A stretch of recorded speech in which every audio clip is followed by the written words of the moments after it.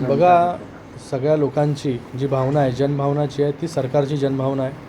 गेले अनेक वर्षापासून काश्मीरमध्ये ज्या प्रकारे हल्ले होत होते ते काही वर्षामध्ये कमी झाले. 370 लागू झाला. स्टोन पेल्टिंगचे विषय जे आहे ते पूर्णपणे बंद झाले. लोकांना तिथे नोकऱ्या मिळायला लागल्या, चांगले रस्ते झाले, एम्ससारखं हॉस्पिटल मोठं आहे, ते टुरिझम त्या ठिकाणी वाढलं. तर अशा परिस्थितीमध्ये जिथे शांतता नांदत होती, चांगलं टुरिझम वाढत होतं काश्मीरमध्ये, काही संघटनांना जे आहे किंवा काही देशांना ते बघवत नव्हतं. म्हणून पाकव्याप्त काश्मीरमध्ये पाकिस्तानच्या माध्यमाने नेहमी स्पॉन्सरशिप करून या सगळ्या आतंकवादी संघटनांना बळ देण्याचं काम इतक्या वर्षामध्ये पाकिस्तानने केलेलं आहे. त्याच्यावरती कठोर अशी कारवाई झाली पाहिजे, केली पाहिजे.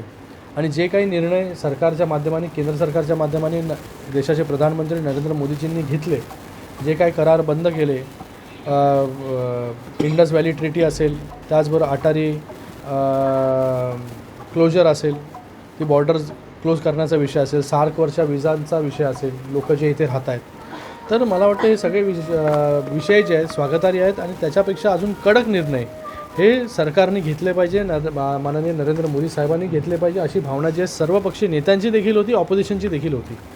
तर मला वाटतं लोकांची भावना लक्षात घेऊन पाकिस्तानला त्याच्या शब्दांमध्ये, त्याला जी भाषा कळते त्या भाषेमध्ये जे आहे हे समजवणं खूप गरजेचं आहे. आणि मला वाटतं ते नरेंद्र मोदीजी करतील.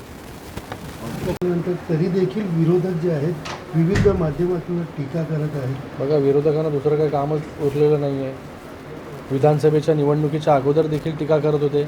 टीका करण्यामध्येच त्यांनी धन्यता मानली. म्हणून लोकांनी जे आहे हे पूर्ण बहुमताने NDAचं सरकार निवडून दिलं. ज्या प्रकारे कामं माननीय शिंदेसाहेबांच्या नेतृत्वाखाली तेव्हा झाली, त्या कामांकडे बघून महायुतीचं काम 2.5 वर्षामध्ये न भूतो न भविष्य असं प्रत्येक घटकापर्यंत आम्ही पोचलो. त्यामुळे क्लिअर मॅन्डेट, लँडस्लाईड विक्ट्री जी आहे ही दिली. आता पुन्हा विरोधक जे आहे टीकाच करतायत. चांगलं काम केलं तरी टीका करतायत. तर मला वाटतं त्यांच्याकडे जास्त लक्ष न देता, शिंदेसाहेब नेहमी बोलत असतात की काम करण्यावरती त्यांचा जास्त भर असतो आणि कामामधून ते उत्तर देत असतात.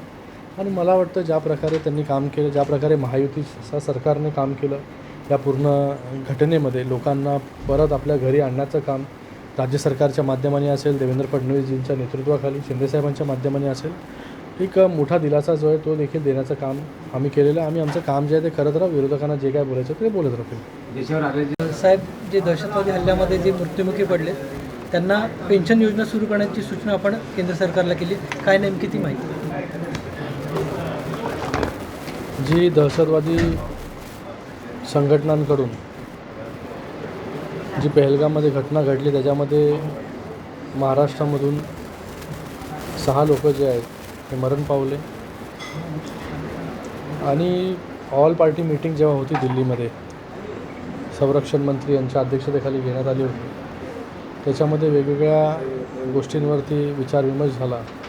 आणि त्याच्यामध्ये एक सजेशन जो आहे मी हा दिला होता की असे जे परिवार आहेत जे आतंकवादी हमल्यामध्ये त्यांचं कर्ता पुरुष जो आहे तो मरण पावतो, त्यानंतर त्या परिवाराची जबाबदारी जी आहे ती सरकारने घेतली पाहिजे. जसं आपण लाखो लोकांना पेन्शन देतो तशी कुठली पेन्शन योजना सुरू करू शकतो का, किंवा त्यांना कुठल्या नोकरीमध्ये समाविष्ट करून घेऊ शकतो का, असं देखील सूचना जी आहे हे संरक्षण मंत्र्यांकडे आम्ही त्या दिवशी केली होती शिवसेने.